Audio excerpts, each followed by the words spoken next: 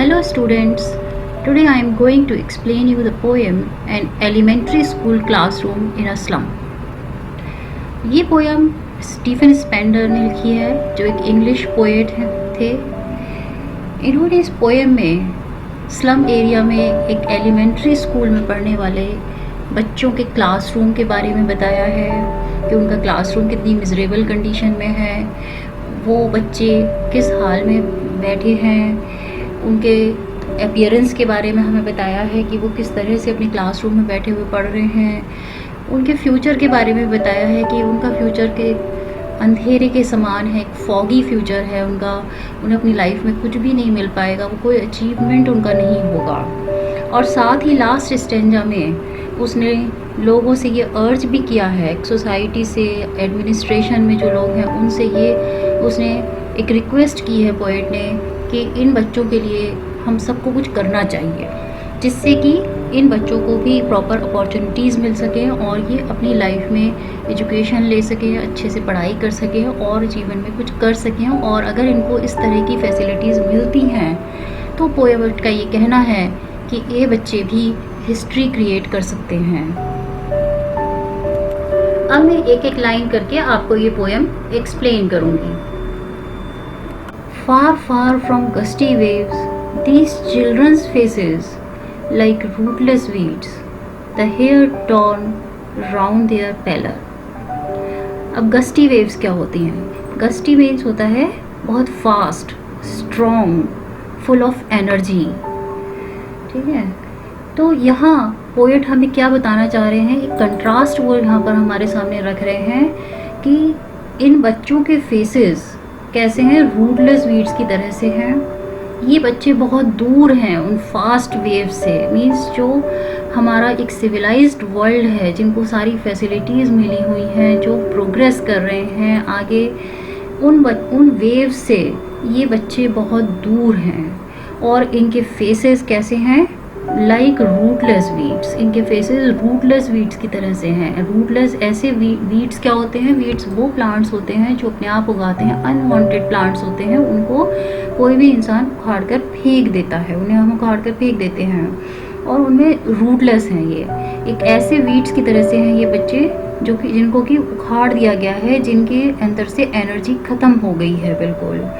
तो यहाँ पर पोएट ने एक कंट्रास्ट हमें दिखाया है कि ये बच्चे एक जो सिविलाइज्ड वर्ल्ड है, प्रोग्रेसिव वर्ल्ड है, उससे बहुत ज़्यादा दूर हैं और रूटलेस वीड्स की तरह से हैं। समाज में, सोसाइटी में इन बच्चों को कोई पसंद नहीं करता है, अनवांटेड चिल्ड्रन हैं। फिर उनके हेयर की बात वो करता है कि उनके हेयर भी बिल्कुल अनटाइडी हैं और वो कहाँ बिखरे हुए हैं, स्कैटर्ड हैं उनके पैलर पर। अब पैलर क्या होता है, पेलनेस।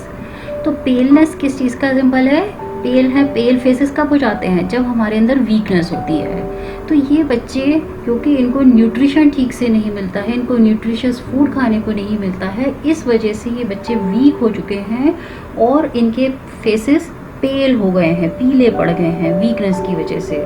और उनके ऐसे फेसेस पर उनके बाल बिखरे हुए हैं। Now we come to the next line. The tall girl with her weighed down head।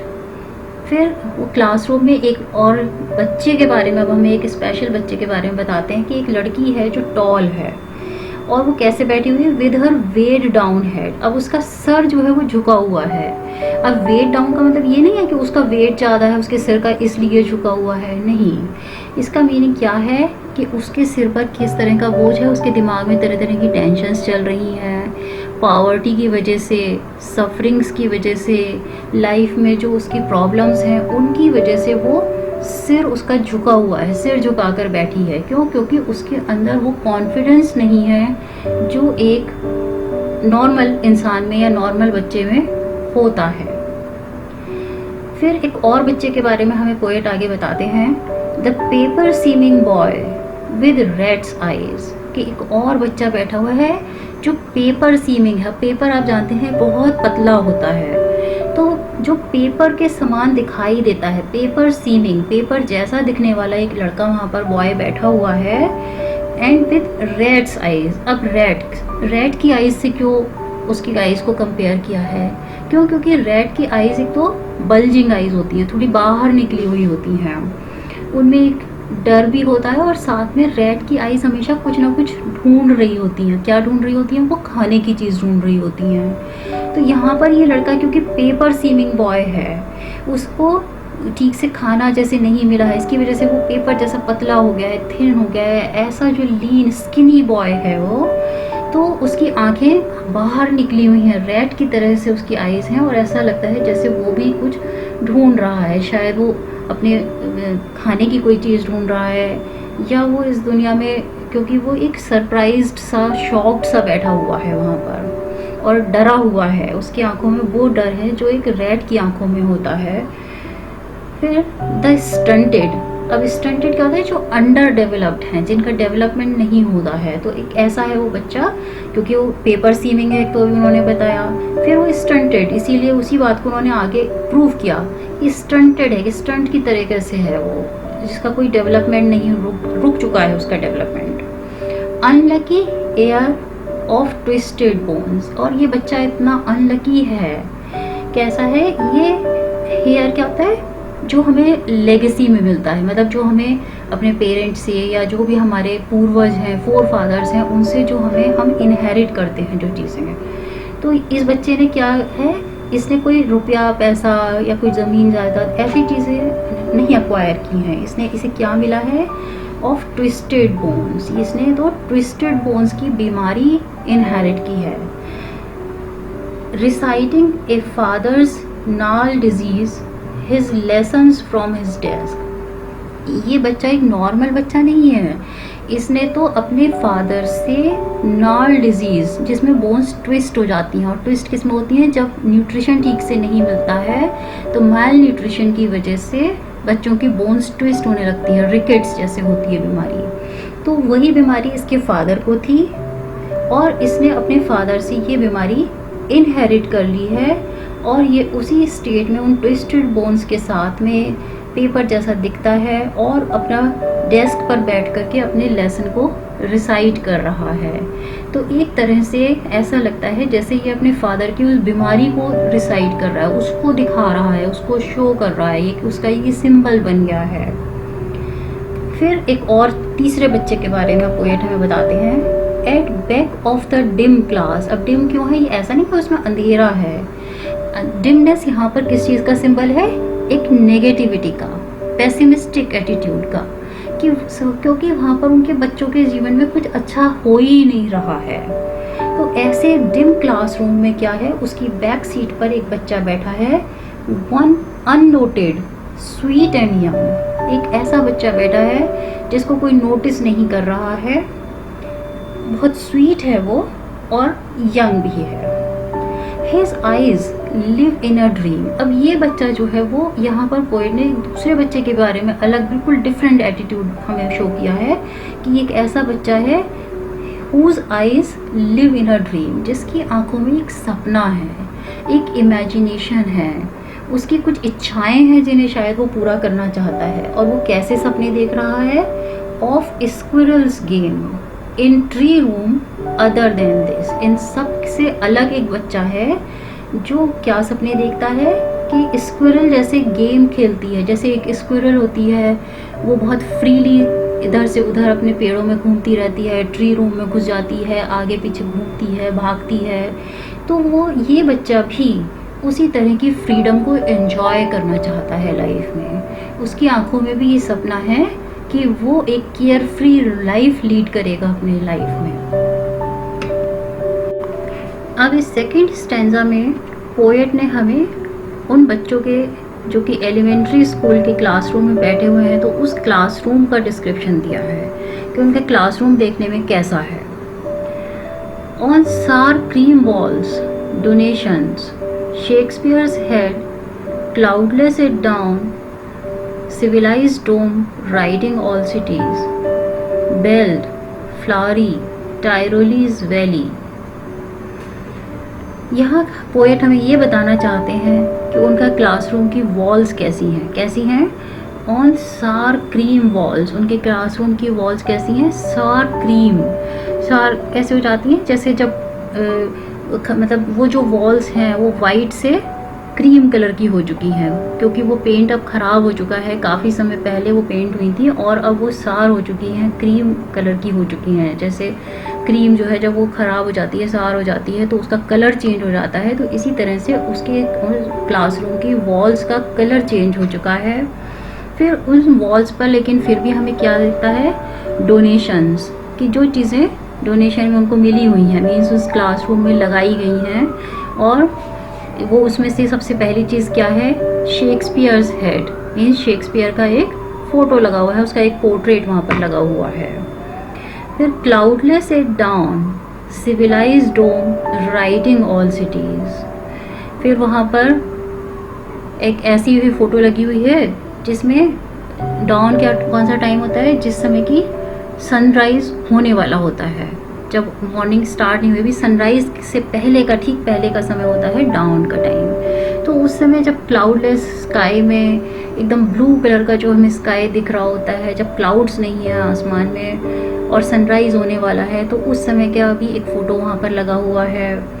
Civilised dome riding all cities, means उसमें एक ऐसा फोटो लगा हुआ है जिसमें एक सिविलाइज्ड वर्ल्ड की हाई राइज बिल्डिंग्स दिखाई गई हैं, ऊंची ऊंची बिल्डिंग्स उसमें हैं। और क्या है, बेल्ड फ्लावरी। फिर यहाँ पर क्या है कि ऐसी फ़ोटो लगी हुई है टायरोलीज वैली। टायरोलीज वैली कहाँ पर है, एक ये ऑस्ट्रिया में एक वैली है जहाँ पर बहुत ही ग्रीनरी है, एल्पाइन ग्रीनरी है। और यहाँ पर सुंदर फ्लावर्स हैं, बेल्स के फ़ोटो भी वहाँ पर उस पर लगे हुए हैं फ्लावर टायरोलीज वैली के साथ में। तो ये सब किस चीज़ से, ये सब पोएट ने हमें इसके बारे में क्यों बताया है कि वहाँ पर उसमें सब कुछ लगा दिया गया है, लेकिन वो चीज़ें क्या हैं, बिल्कुल आउट ऑफ प्लेस हैं, क्योंकि उनके क्लासरूम की वॉल्स इतनी टूटी फूटी हैं, उनका पेंट ख़राब हो चुका है और उस पर ये सब लगा हुआ है। और साथ में ये एक कंट्रास्ट भी पोएट ने शो किया है इन सब चीज़ों के बारे में हमें बता करके कि जैसे क्लाउडलेस एट डाउन।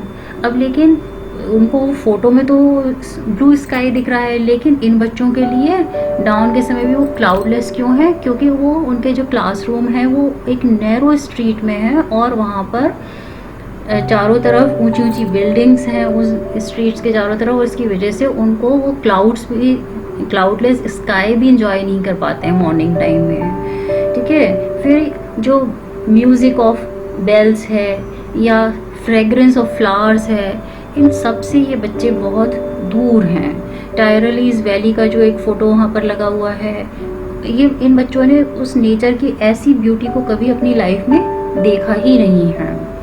फिर पोएट आगे हमें क्या बताते हैं, open handed map awarding the world it's world, कि उस दीवार पर एक मैप भी लगा हुआ है और वो कैसा है, ओपन हैंडेड है, मीन्स जो खुले हाथ से, मीन्स एक ओपन मैप है जो हमें दिखा रहा है, ओपनली दिखा रहा है। क्या दिखा रहा है, awarding the world it's world, कि जो दुनिया हमारे चारों तरफ है, जैसी जो फ़ोटो जिस तरह के लगे हुए हैं, बिल्डिंग्स हैं या ग्रीनरी है, माउंटेन्स हैं, फ्लावर्स हैं या वैलीज़ हैं, तो ये जो दुनिया है, वर्ल्ड में जो कुछ भी है, ये मैप उन बच्चों को इस दुनिया के बारे में बता रहा है। एंड येट, लेकिन क्या कहता है पोएट कि इन बच्चों के लिए इस मैप की कोई वैल्यू नहीं है, कोई इम्पोर्टेंस नहीं है। क्यों? क्योंकि and yet for these children these Windows not this map there world, कि सारी दुनिया के लिए ये मैप है। सारी दुनिया को ऐसा लगता है कि यहाँ इस दुनिया में कौन कौन से कॉन्टिनेंट्स हैं, कहाँ कहाँ पे कौन सी कंट्रीज़ हैं, कहाँ हिल्स हैं, कहाँ फ्लावर्स हैं, लेकिन इन बच्चों के लिए इस मैप की कोई इम्पोर्टेंस नहीं है, क्योंकि इन बच्चों ने ऐसी दुनिया को देखा ही नहीं है अपनी लाइफ में। इन्होंने तो, इनके लिए तो इनका मैप क्या है, इनका वर्ल्ड क्या है, इनके कि जो कुछ भी ये अपनी क्लासरूम की विंडोज़ से या स्लम एरिया की जो विंडोज़ हैं इनके घरों की, वहाँ से ये जिस दुनिया को देखते हैं, इनके लिए तो मैप वहीं तक है, इनकी दुनिया तो वहीं तक है। इनसे अगर एक मैप बनाने को कहा जाएगा तो ये तो केवल वही चीज़ें दिखाएंगे उस मैप में जो इन्होंने अपनी क्लासरूम की विंडो से बाहर देखी हैं। इनके लिए उस मैप की कोई इम्पोर्टेंस नहीं है जो इनकी क्लासरूम की दीवार पर लगा हुआ है। फिर where all their future is painted with a fog, कि इनका फ्यूचर कैसा है, इनके जो मैप होगा, इनके लिए जो वर्ल्ड का मैप होगा वो ऐसा होगा जिसमें कि इनका जो फ्यूचर है वो कैसा पेंट किया जाएगा, विद ए फॉग। अब फॉग कैसा होता है, जिसमें क्लैरिटी नहीं होती है, क्लैरिटी ऑफ विजन नहीं होती है, हमको कुछ भी क्लियर नहीं दिखता है। एक फॉग स्मोक जैसा होता है ना, हम क्लियरली चीज़ों को नहीं देख पाते हैं। तो इसी तरह से इन बच्चों का फ्यूचर भी कैसा पेंट किया गया है, जिसमें फॉग है, जिसमें कोई ब्राइटनेस नहीं है, क्योंकि इनके फ्यूचर बहुत ज़्यादा पेसिमिस्टिक फ्यूचर है। A narrow street sealed in with a lead sky, और ये तो कैसे जगह पर रह रहे हैं, इनकी दुनिया क्या है जो ये खिड़की से बाहर देख सकते हैं, एक नैरो स्ट्रीट है, एक पतली सी स्ट्रीट है, गली है, और वो इस तरह से बंद है, और उस गली के ऊपर भी क्या है, लेड स्काई है। अब लेड स्काई क्यों है, क्योंकि वहाँ पर पॉल्यूशन है, गंदगी है, और साथ में इनकी बहुत नैरो होने की वजह से वो ऊपर ज़्यादा कुछ देख ही नहीं पाते हैं, उनको क्लियर जो स्काई है, ब्लू स्काई, तो उन्हें दिखाई ही नहीं देता है। Far far from rivers, capes and stars of worlds, और ये बच्चे जो है वो ऐसी जगह पर रह रहे हैं कि ये जो रिवर्स हैं या हाई आइस कैप्ड माउंटेन्स हैं, माउंटेन पीक्स हैं, स्टार्स हैं, इन सब के बारे में इन्होंने केवल सुना है, इनके कभी भी इन्होंने देखा नहीं है, ये सब कुछ इन सब से बहुत दूर हैं ये बच्चे। तो इनकी जो दुनिया है, इनका जो मैप है वो उस मैप से बहुत डिफरेंट है जो इनके क्लासरूम में लगाया गया है। अब हम आ जाते हैं स्टैंजा नंबर 3 पर। Surely Shakespeare is wicked, the map a bad example, with ships and sun and love, tempting them to steal. अब यहाँ पर पोएट क्या कह रहे हैं कि इन बच्चों के लिए ये जो शेक्सपियर का पोर्ट्रेट लगाया गया है, तो ये शेक्सपियर उनको कैसा लगता है, विकेड लगता है। अब विकेड कैसा इंसान होता है, जिसके बारे में हम कह सकते हैं कि एक अच्छी ओपिनियन नहीं होती है, जो थोड़ा तेज़ होता है, चालाक होता है, दूसरों के साथ में कुछ बुरा करता है। तो अब शेक्सपियर ने उनके साथ कोई बुरा नहीं किया, उनके लिए वो विकेट किस लिए है कि उन बच्चों का इतना एक्सपोजर ही नहीं है कि उन बच्चों ने कभी शेक्सपियर की क्रिएशन को, उसकी राइटिंग को समझा हो, उसको पढ़ा हो। या हम दूसरी तरफ ये भी है कि ये शेक्सपियर की जो राइटिंग्स हैं वो मेनली लव के बारे में, नेचर के बारे में, या ड्यूक्स के बारे में, किंग्स के बारे में, रॉयल लोगों के बारे में हैं। तो ऐसी दुनिया जो शेक्सपियर ने अपनी राइटिंग्स में शो की है, ऐसी दुनिया से ये बच्चे बहुत दूर हैं। तो इसलिए उनको शेक्सपियर विकेड लगता है, क्योंकि वो शेक्सपियर की राइटिंग्स को कभी समझ ही नहीं पाते हैं। फिर the map a bad example. अब ये मैप भी उनके लिए एक बैड एग्जाम्पल है। बैड एग्जाम्पल क्यों है, with ships and sun and love tempting them to steal, क्योंकि ये मैप उन्हें कैसी सुंदर सुंदर चीज़ें जो उस दुनिया की हैं, शिप्स दिखाता है, सन दिखाता है, लव के बारे में बताता है।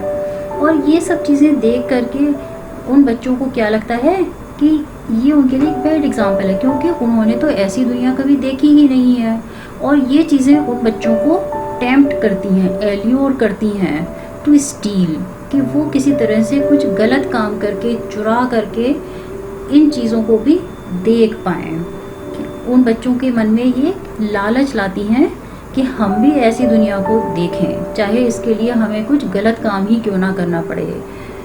For lives that slyly turn in their cramped holes from fog to endless night. क्यों, क्योंकि जो लाइव्स हैं, उनकी जो ज़िंदगी है, दैट स्लाइली मतलब जो सीक्रेटली, बहुत धीरे धीरे, gradually, turn into their cramped holes, उनके जो ज़िंदगी है वो धीरे धीरे कहाँ टर्न हो रही है, क्रैम्प्ड होल्स में। ऐसे होल्स जो कि बहुत कंजस्टेड हैं, बंद हैं, है ना। तो उनकी ज़िंदगी जो है उन्हीं अपने जो उनके स्लम्प्स हैं उन्हीं में बंद करके, उन होल्स में बंद होकर के रह गई है। मीन्स वो अपने उसी एरिया में कन्फाइन होकर के रह गए हैं। From fog to endless night. और उनकी ज़िंदगी कैसी है, जो फॉग से शुरू होती है और एंडलेस नाइट रहती है। मीन्स उनके जीवन में जो जब वो जन्म लेते हैं, जो उनके जीवन की स्टार्टिंग होती है, जहाँ से वो उनका जीवन बिगिन होता है, वहाँ पर भी फॉग है, वहाँ पर भी क्लैरिटी नहीं है या ब्यूटी नहीं है, लाइफ की कोई फैसिलिटीज़ नहीं है। और उनके जीवन में हमेशा एक एंडलेस नाइट बनी रहती है। वो अपने जीवन में कभी भी सनशाइन को, उजाले को, कुछ पॉजिटिव चीज़ों को देख ही नहीं पाते हैं। उनका जीवन तो एक एंडलेस नाइट है। उनका जीवन हमेशा अंधकार से भरा हुआ है, अंधेरा है उनके जीवन में।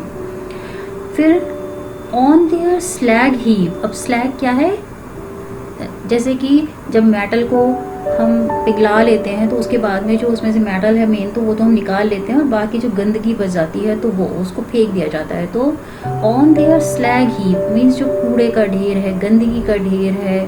These children wear skins peeped through the by bones and spectacles of steel with mended glass like bottle bits on stones। हाँ, तो इनके ये बच्चे कहाँ हैं, स्क्वेलर में, गंदगी में रह रहे हैं, स्लैग हीप पर रह रहे हैं। और दीज चिल्ड्रन वियर स्किन्स, ये बच्चे इतने पतले हैं, ऐसा लगता है कि इन बच्चों ने कपड़े नहीं पहने हुए हैं, इन्होंने तो अपनी स्किन्स पहनी हुई हैं। इनके बॉडी पर केवल स्किन है और एक ऐसी स्किन है उस पर कोई फ्लैश नहीं है, कोई मांस नहीं है, कोई, और उसमें से इतनी ज़्यादा पतली इनकी स्किन है, ये लोग इतने वीक हैं कि उसमें से ऐसा लगता है कि इनकी बोन्स भी पीप कर रही हैं, बोन्स भी दिखाई दे रही हैं, झांक रही हैं। मीन्स ये लोग बहुत पतले हैं।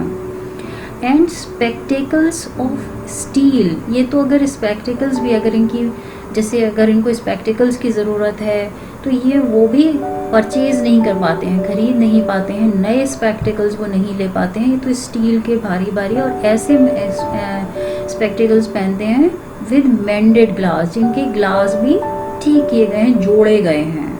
नए ग्लासेस तक ये अपने स्पेक्टेकल्स में नहीं लगवा पाते हैं।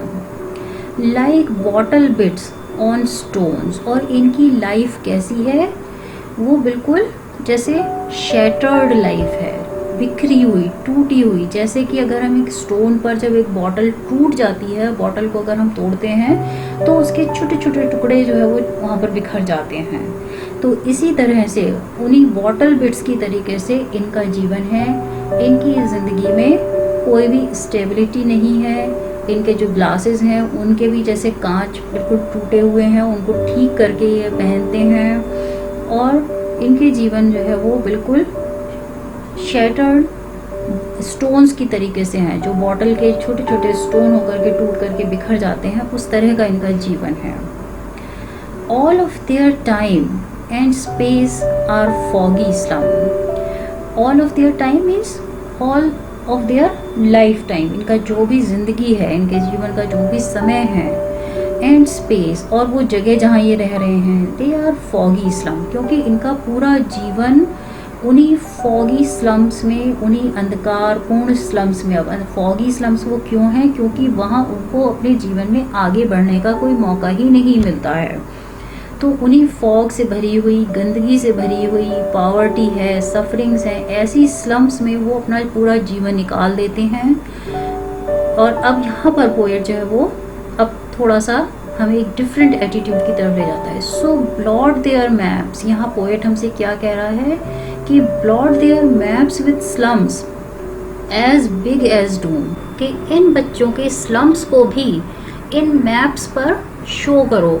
किन के मैप्स पर, जो सिविलाइज्ड वर्ल्ड में रहते हैं, जो पढ़े लिखे लोग हैं, जिनको सारी फैसिलिटीज़ मिली हुई हैं, उन लोगों के जो मैप्स हैं उन पर इन बच्चों के स्लम्स को भी शो करो और उन पर बड़े बड़े ब्लॉट लगा दो, और इतने बड़े ब्लॉट्स लगा दो, इतने बड़े धब्बे उस पर लगा दो जैसे कि डूम होती है, डेथ होती है। तो जिस तरह से लोग डेथ से डरते हैं, उसे अवॉइड करने की कोशिश करते हैं, इसी तरह से इन बच्चों के स्लम्स अगर इस मैप पर ब्लॉट की तरह से लगे हुए होंगे तो हो सकता है कि लोग इसके लिए काम करें और इन ब्लॉट्स को, इन स्लम्स को भी इस मैप से हटाने की कोशिश करें। Now we come to the fourth stanza. Unless governor, inspector, visitor This map becomes their window, and these windows that shut upon their lives like catacombs. अब यहाँ पोएट हमसे क्या कहते हैं कि ऐसा हो सकता है कि इन स्लम्स को इस मैप पर से हटाया जाए, लेकिन वो कब होगा? जबकि हमारे गवर्नर, इंस्पेक्टर, विजिटर्स, मीन्स जो लोग भी इनको देखते हैं, एडमिनिस्ट्रेशन में हैं, इन चीज़ों को मैनेज करते हैं, तो जब तक वो कोई एफर्ट नहीं करेंगे तब तक ये सब कुछ नहीं हो सकता।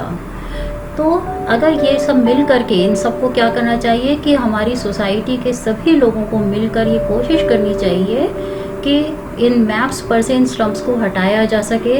हटाने से मतलब ये नहीं है कि उनको डिमोलिश कर दिया जाए, इसका मतलब ये है, यहाँ पोएट का ये कहना है कि इन लोगों को भी ऐसे अपॉर्चुनिटीज़ ऐसी दी जानी चाहिए जिससे कि ये जीवन में कुछ कर सकें और इन स्लम से बाहर आ सकें, इनकी लाइफ भी एक अच्छी लाइफ बन सके। क्या होगा इसके बाद में, क्या कहते हैं, this map becomes their window. और अगर ऐसा होता है तो ये मैप जो इनके कमरे की, इनके क्लासरूम की दीवार पर लगा हुआ है, यही इनकी विंडो बन जाएगा। And these windows that shut upon their lives like catacombs. और अगर हम इन बच्चों के लिए कुछ नहीं करते हैं तो इनके जीवन में कुछ भी अच्छा नहीं हो पाएगा, क्योंकि ये अपनी विंडो से जिस मैप को, जिस दुनिया को देखते हैं, वही इनके लिए मैप बन जाएगा। और इनकी ये विंडोज़ कैसी होंगी, that shut upon their lives like catacombs. इनकी ये विंडोज़ जो हैं वो इनकी पूरी लाइफ को बंद कर देंगी, जैसे कि कैटाकॉम्ब्स की तरह बंद हो जाएंगी इनकी लाइफ भी। अब कैटाकॉम्ब्स क्या होते हैं? ये पुराने ज़माने में रोम के पास में स्पेशली होते थे, जहाँ पर कि एक अंडरग्राउंड टनल जैसी बनाई जाती थी और उसमें पास पास थोड़ी थोड़ी दूर पर लोगों को बरी करने का, डेड लोगों को बरी करने के लिए जगह बनाई जाती थी। तो जैसे कि वो कैटाकॉम्ब्स में लोगों को बंद कर दिया जाता था, उनको बरी कर दिया जाता था, इसी तरह से अगर हम इन बच्चों के लिए कुछ नहीं करते हैं तो इनका जीवन भी उसी तरह से बंद हो जाएगा जैसे कि कैटाकॉम्ब्स में होता है, और ये कभी भी अपने जीवन में कुछ अच्छा नहीं कर पाएंगे। अब यहाँ पोएट जो है वो हमें ये सजेस्ट करता है कि अब हमें क्या करना चाहिए, या ये बच्चे अब क्या कर सकते हैं। हमसे वो क्या कहते हैं, break open till they break the town. अब पोएट क्या कहते हैं कि इन कैटाकॉम्ब्स को, ऐसी जो दीवारें हैं, जो भी ऑब्स्टेकल्स हैं इन बच्चों की लाइफ में, उन सबको ब्रेक कर दो, उनको तोड़ दो, उनको दूर कर दो। अदरवाइज क्या होगा, till they break the town.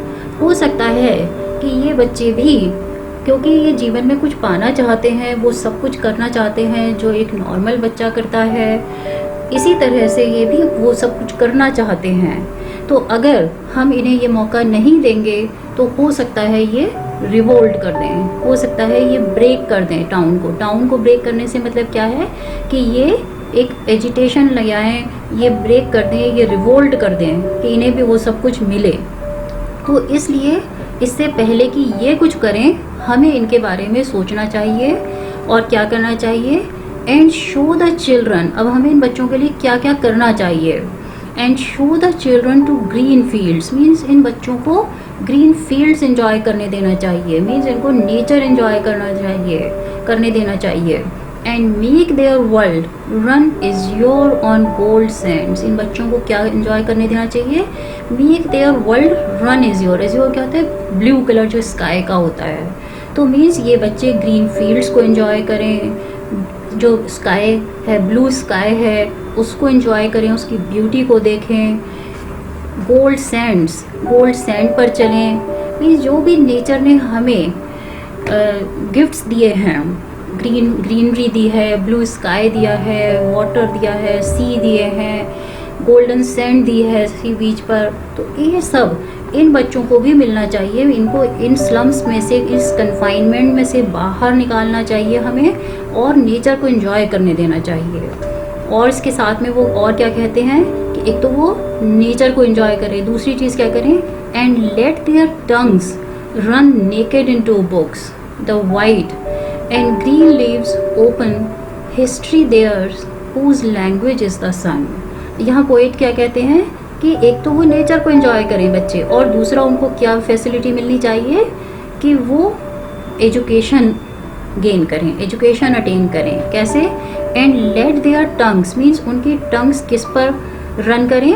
Naked into books means books पर नेकेड रन करें। इससे क्या कहना चाह रहे हैं वो? मीन्स उनकी इन बच्चों को ये फैसिलिटी मिलनी चाहिए कि वो फ्रीली जो भी बुक्स वो पढ़ना चाहते हैं उन बुक्स को पढ़ें, इतना पढ़ें कि जैसे वाइट कर दें। वाइट करने से क्या मतलब है कि उनको वो पूरे अच्छे से पढ़ें और समझें।